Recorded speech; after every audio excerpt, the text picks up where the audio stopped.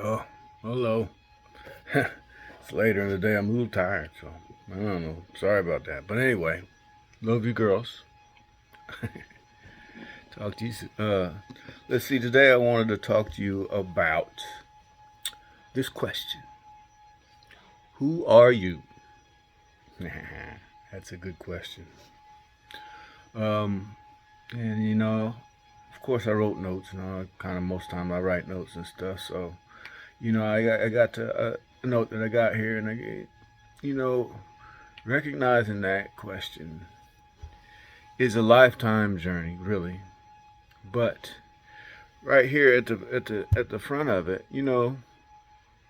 there's some things about it in my opinion, to recognize and consider, and to keep them in the context, right? Who are you? Who are you? Who is the real Damon, right? The real Damon, right?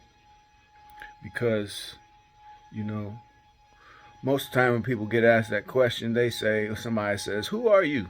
They'll say, "Oh well, I'm a doctor, or I'm a dad, or stuff like that. I'm a wife, I'm a husband, whatever. You know what I mean? I'm a fireman. You know, but that's not what I'm talking about. All those things are things that you do. You know, so and the core of it is this thing that you are spirit. You are a spirit. We are of our Creator, and He's a spirit, and He puts a spirit in us, and we're spirits. So we're spirits. We're clothed with a body, but you're a spirit. So, the next part of that I wanted to just bring up to accent is that there's power in your words. There's power in your words more than most people will recognize. Uh, there's power in your words. So don't claim certain things. Don't claim it, right? So, like I was saying, you are spirit. You are not your clothes, and you are not what you do. You are not the things that you deal with. So, you know, right? It's just like the same as I'm not this shirt. I'm clothed with the shirt, and the same for your spirit. Your spirit, you are not this body. You are spirit, and you're clothed with a body. So then, the things that you do in this earth is for operations in the earth, but it is not the spirit that you are, because these things of the earth are temporary. So it does not say that they're not important. You have to do these things, but it is not who you are. So like that. Just because I'm a doctor and I go to school and I do all these things, and it's important to plan for these things and to build a life for yourself here on earth, you know. And these things are valuable. So yeah, that's good if you want to be a doctor and help people in that way, because that's really what it's about. It's about building a life for yourself too, but it's about reaching out to people around you and helping them too. So if you want to be a doctor, that's a good thing. But a doctor is not who you are. A doctor is what you do. You know. Another example is this like the example of depression, right? You say, and people say, "Oh, I'm depressed." Don't do that. You are not depressed. You're a spirit, and you're dealing with depression. But you are not depressed. So don't say that. Right. I'm not a doctor. It's what I do. I'm not a white boy, a black boy, or a white girl, a black girl. I'm not. That's a body that I'm clothed with. So who are you? Who are you? Who do you want to be? Who are you? Who did God make you to be? That's good, man. That's valuable. And there's another note here. It's right. It says, "You are not your body. You are a spirit clothed with a body." And it is valuable to see that you are a spirit, but you don't have to. It is valuable to see that you are a spirit, but you don't have to choose to see that. You can walk around in this world and operate only on an earthly level, and for some people that's fine. But you know, there is a higher level of operation. So if you ask me, it's worth the consideration of it and operating on that, on some of those, on that level of some of those things. And that's the thing. It's not all about an understanding and a grasping and a knowing how to do it and all this kind of stuff. But at least if your eyes are open to it, then it's on your radar. Because lots of things, if you don't see it, then you don't even know. But at least when you see, then you can deal with some things. You know, it's a very real thing. Blessed are your eyes, for they see. Blessed are your ears, for they hear. That's a valuable thing, man. You should think about that. And don't just walk around life with your eyes closed and, no, I don't see nothing. No, don't do that. Keep your eyes open. Keep your ears open. And be willing to hear the truth and to see the truth and accept the truth and then deal with it. Another note I wrote is our problems are spiritual problems. But it's how you choose to deal with them. If you choose to deal with them in earthly ways only, if you only choose to deal with them in earthly ways, then you're limiting yourself, right? Like the depression thing, right? You don't say I'm depressed. If you're dealing with depression, let that be the thought. Okay, I'm just dealing with this depression. And then so how you deal with that is another thing too. And you can choose to only deal with that on an earthly level, which would be, go see a therapist and then people, and then they'll give you some prescription pills and all these kinds of things. Or there is a higher way of dealing with things. And if you ask me, that's the truth of the matter. So, yeah, our problems are spiritual problems, but it's how you choose to deal with them. And you can choose just an earthly way, but there's higher ways. So, that's what I said. It's when it comes to all this, especially in your youth, man, you don't need to understand it. I know I'm telling you this about a spirit, and I know you don't in about who are you, and just posing that question. And then I talk about the spirit and having a spirit inside of you. And all these things, man, and to be honest, they are heavy things. Many adults don't even put no credence to it. They don't put no thought to it. They don't care about it. And that's fine. That's them. That's their life. Let them live their life. But I'm telling you, there's a higher way to operate, man. So, it's not important that you understand it. It's just important that, you hear it. So don't worry about it. Just hear it. Don't worry about understanding it. Just hear it. Because I'm telling you that there is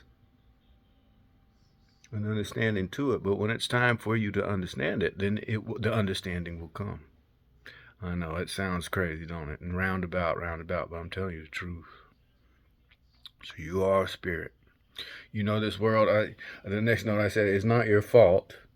Your goals are not you. So they may be, and those goals may not be God's intent for your life. And there is a place where you need to let life happen. What I mean by that is people who only operate on the earthly realm, then they tell you that you need to go about doing this and this and this and this for your life to set up for yourself a good life.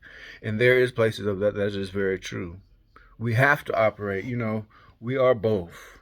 I mean, to be honest, we are both. You are a spirit and you do have a body. So you do need to take care of this body as well, by all means. But the spirit is the major. The spirit is the eternal. This flesh is just temporary.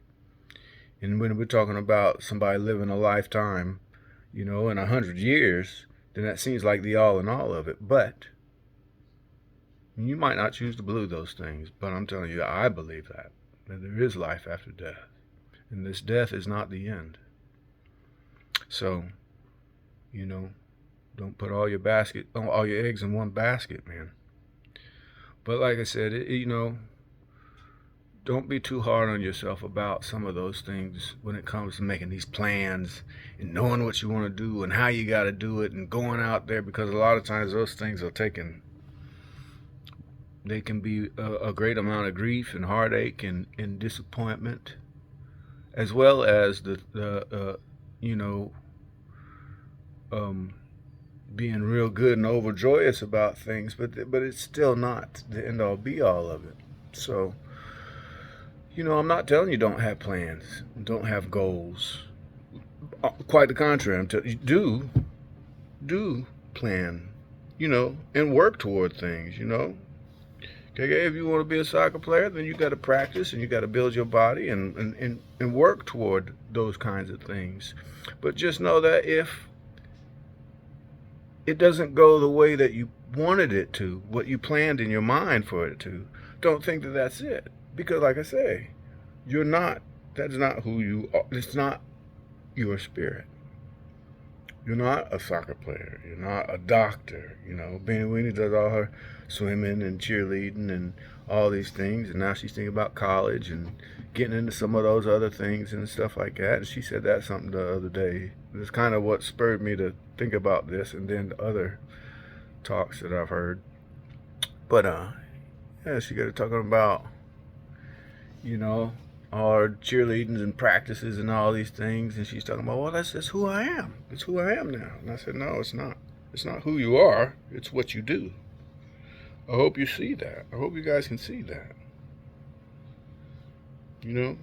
If I'm a doctor, if I'm a doctor, but I lose my practice license, I don't cease to exist. I'm still a person. I'm still a good person. So it's not who you are. It's what you do.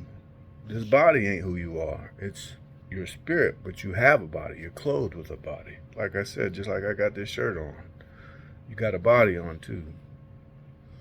So when I say it's not your fault and that your goals are not you, hear my heart, right? That's what I'm not telling you don't plan for things. Do plan for things. And it's fine to work toward things. But at the same time, realize, and you should work on it with all your heart and mind and soul. And if that's what you want to do, then do it. Go for it. Give it 110%. You should. I always have. My jobs and things like that, I always give people 110% because they've given me opportunities and I want to make the most of it. That's right. You should operate that way. Actually, I think that's more than an earthly thing. But that's part of it. And if you do those things, then life will reward you for it, But I'm just saying, that's not the all in all of it. So I'm just saying, just hear it, We tell you all these things, you got to make goals, and you got to work toward this, and do this, and do that, and work on it, do this, and do that, and do this. And it puts a tremendous amount of pressure on you. And I'm not so sure that that's necessary, and that we should. So let life happen, man. I'm not saying just float around like a leaf in the wind and just, whatever. Again, I'm not saying that either by any means. Not even close. But there is an extent to let life happen. Put one foot in front of the other. And be okay with it. Deal with things. Because things are going to happen. You don't stick your head in the sand. Don't run away from stuff that you need to deal with. Don't just close your eyes and hide from stuff that you need to deal with. Deal with things. But, don't just get all bent out of shape when things don't happen the way you planned it to happen or the way you thought things should happen. Because a lot of things about it we just don't know because we're never told and we just don't know. I'm telling you. But anyway, so yeah. Another note here, I said this world puts ideas of who you should be and how you should do. Yeah, we was just talking about that. And that's true. The world tries to put ideas in your head about what you should do and how you should do things and all this kind of thing. Yeah, if we're talking about something particular, wanting something particular get done, and that's what you want to do, then yeah, listen to that. But I mean in general. The world puts ideas out there, and it has ideas and put ideas in your head of what you should do on like throughout for your life, and that's not up for them. That's between you and God. So lean on Him for that. And you know, there is areas of when you lean on God that you can let go of control of things of life. And if you do, you'll find tremendous peace. And again, like I said, the control is something else, man. I think you'll see it when if you take the time to look. And again, that's not what I'm saying. I'm not saying don't plan. I'm not saying don't work toward things and strive to have things if that's what you want. But that whole needing to control everything and plan every tick tick tick tick every I don't think that's it, man. So give yourself a little grace with that and let life happen, you know.